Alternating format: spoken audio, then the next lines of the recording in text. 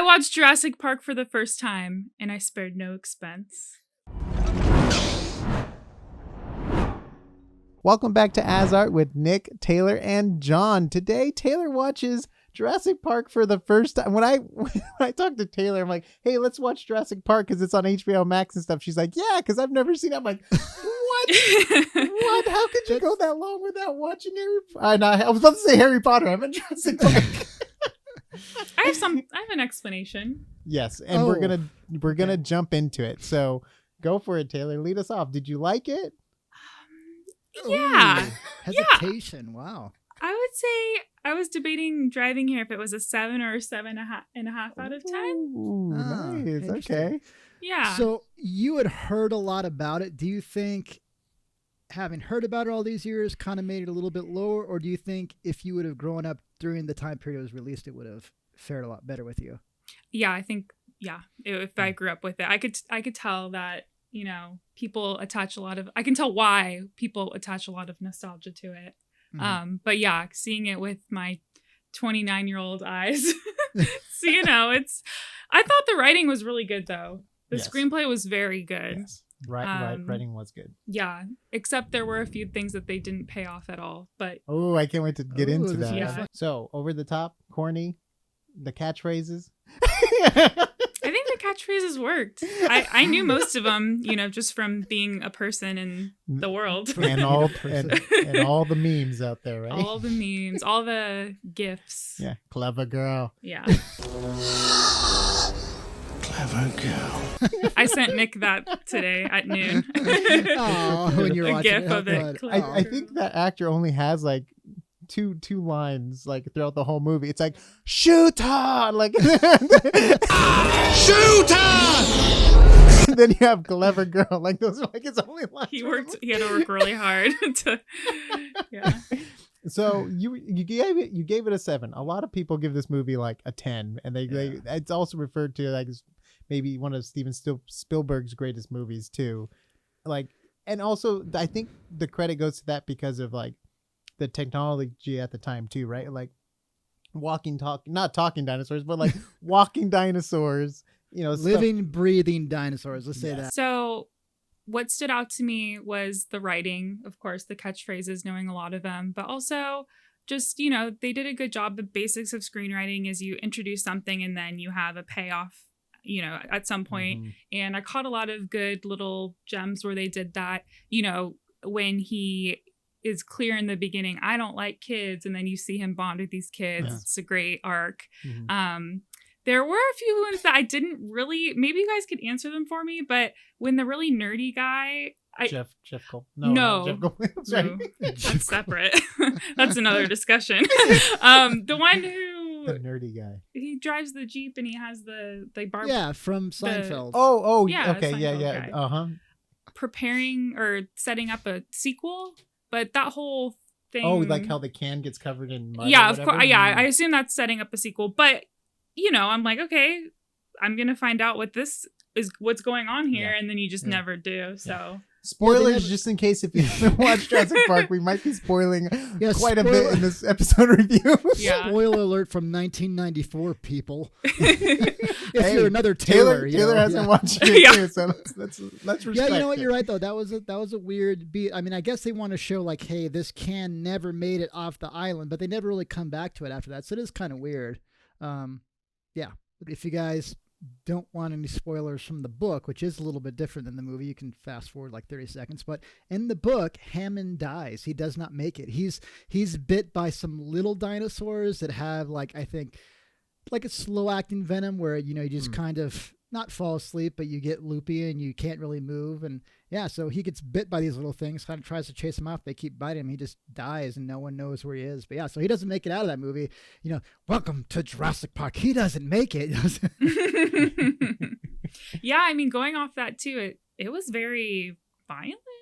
I kind of understood why I didn't see it as a kid. And I'm like, wow, I don't think my mom would have wanted me to watch that. It easily have been like a monster horror movie. Because like if you just place the dinosaurs with monsters, it's the same thing. Like, come on, like there's some shots that are still freaky to this day. Like when the T-Rex goes into the car and they have the glass up and everything. Like that's so and they're intense. little kids. I'm like, They no. did such a good job. Can we give them Yeah. credit? I know like they're kind of like annoying at first when they first come in, but man, Oh, the they kids? did, Yeah. they did such a good job though with those scary horror part stuff. Yeah. And like It the was- stupid light. Oh, but they just get like the flash. You're like, the "Turn it flashlight just, off!" like, all over. Oh, then Jeff Goldblum wiping down the fog from the Yeah. windshield because he's so nervous. I think that's hilarious. When it came out, a lot of parents wanted to take their kids to see the dinosaurs, and on the news and the radio, everybody's like, "My kids are having nightmares. What do I do?" It's like, well, you shouldn't have taken them to see Jurassic Park. Is what you should not have done. It was a big deal when it came out. Everybody wanted to see dinosaurs, but it's like it is kind of scary. Yeah. Well, I think something that brought it down a few numbers, if we're going off of the 7 out of 10 rating, is I feel like there wasn't an act 3 going back to, my roots screenwriting. The act 2 was we're being chased by the dinosaurs. The dinosaurs are loose. Oh no, they're reproducing. They're coming, popcorn movie. They're coming towards us and we're all going to die. I just feel like, okay, I get it. Like after an hour of them doing that, I was like, all right, what else is going to happen? And it was just kind of like, oh, we survived. All right, let's leave. I'm like, okay. In a very abrupt ending. Right? Yeah, it's an abrupt ending. They hop in the Jeep and then they're on the helicopter. Yeah. And then you get like the most beautiful soundtrack. It's like this most I love the soundtrack of this movie. But yes, it's very abrupt and just like maybe And it's over. They just maybe their budget went to the dinosaurs and they couldn't afford Yeah. the They're like, wrap it up. There was some really good making ofs for this, and Nick and I might talk about that in another episode about the visual effects and the pre-production and stuff and how they got to these CG dinosaurs things. But they were saying originally the ending didn't even have the T-Rex coming back, so I would imagine it would be even more of an anticlimactic ending if they didn't have that in there. And that's just very interesting to think about, because you're right, it does just kind of end abruptly, and you're like, oh, that was quick. But that's with that final action sequence in there, whereas before that it just ends. I'm like, oh, that's really interesting. But maybe it would have felt more like that, better if it didn't have that last action sequence. I know, because you're right, we're just being chased by dinosaurs more. But that really is, I guess, what the whole story rides on, is the technology of showing the dinosaurs and just running from dinosaurs. I don't know. Yeah. And one thing too that kind of bugged me with the rewatching of this movie was everyone's just black and white with their characters. So either good or bad. There's no like gray characters at all, or like like it's just like but that's like a Steven Spielberg thing, right? All of his characters are kind of very black and white with his characters. Yeah. It's like very upfront. So, anyways, anything else that first time viewing? This is crazy. Well, as the Jeff Goldblum, I mean, that's the elephant in the room. We got to talk about Jeff Goldblum. I understand why he's cemented in culture as this kind of suave, and he has been riding that wave ever since. And I'm watching it, I'm like, I get it. Yeah, when she's all falling for him, I'm like, yeah, girl. Oh, with the gravity of the water droplets. I was like, ooh, he's done that before.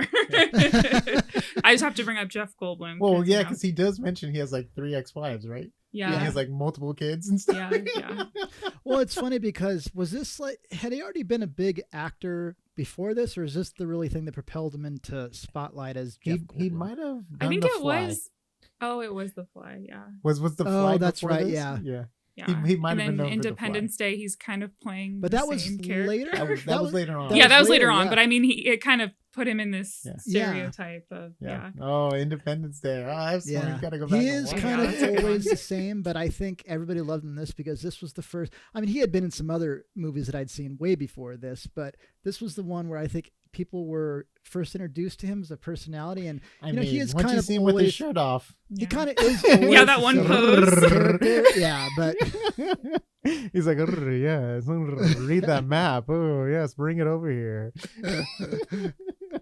oh man, that's funny. So, were you impressed at all with the visual effects and the dinosaurs? Can you tell which ones were puppets and which ones were 3D?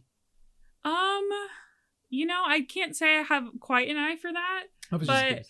I think with the T-Rex and like those bigger dinosaurs what are those? Are those puppets or? So like the whole night sequence with the rain, half of those shots were like a giant puppet they built on set. That they were actually animatronic, I guess. Yes, would be more I'm accurate. sorry. Yes, Yeah. yes, and they were actually like hitting the car and stuff with this giant robot, T-Rex, But then there was also shots which were fully 3D and stuff, where even the car was 3D. Like when he steps on the car and he bites the tire and stuff, even the car was 3D in that shot, and he was 3D. So it's like I mean, it's pretty impressive. Yeah. For the year it came out and everything too, and how I mean, there's some shots. I think the daylight shots hurt them the most.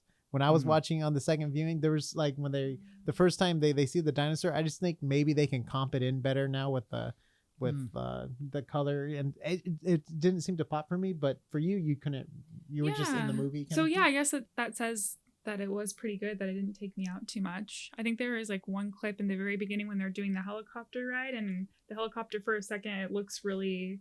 I don't know, almost like they had like it on like a stick or something. It just like looked really fake, and I'm like, oh gosh. Did they have the helicopters not be real at any point? I'm not sure. Oh, I believe they were real. It just could have been like the lighting and everything behind it, because like that the first shot you see with the helicopter. Actually, this could all be saved for the VFX breakdown or the podcast. You know, here we'll just save that for the podcast. Okay, sure, Let's just continue on Taylor's first viewing.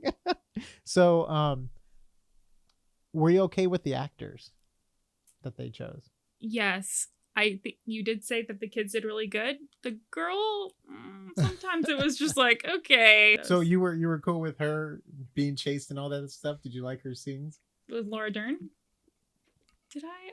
Yeah. I loved that whole action. I'm like sequence trying to think of where which part? she like finally gets the power on, and then the raptor pops out from underneath the thing, and she's like, and she's like limping, and then the lights dragging behind her and everything. I always love. I that like when sequence. Samuel L. Jackson's arm comes down. She goes, "Oh, that's right, God!" Yeah, it's just the arm. I'm like, yes. I think I was in the theater. I started laughing. He's like, then I started laughing. I'm like, that's great. That's hilarious. I love stuff like that. So you didn't think there was a final act in the movie? I mean, it's the kitchen scene, and I'm like, okay. Mm-hmm. I'm looking at the time on, I know that there's not that much time left. Mm-hmm. And I'm like, is this really the end? It's like the kitchen to that really, famous with the banner falling. Yeah. And Yeah, the T-Rex comes. They like run all over the place. They go in the ceiling and they come down. Yeah. Mm-hmm. I mean, yeah, it just kind of felt like an extension of the whole hour and a half before it, where they were being chased in the park itself. But that's just how I felt. Were you cool with the message? Yes. Yes. Women inherit the earth. Next question. God creates dinosaurs. God destroys dinosaurs. God creates man. Man destroys God. Man creates dinosaurs. Dinosaurs eat man. Woman inherits the earth. Does it live up to the hype? Would you recommend this to people your age and younger?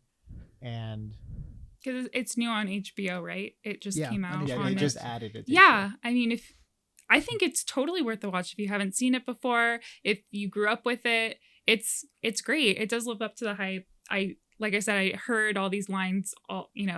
Life finds a way, clever girl, all this stuff, and then when it happened, I'm like, yes, it fit. It worked. I think it's really great. And yeah, I can't believe I haven't seen it up until this point, but we're watching the other ones, aren't we?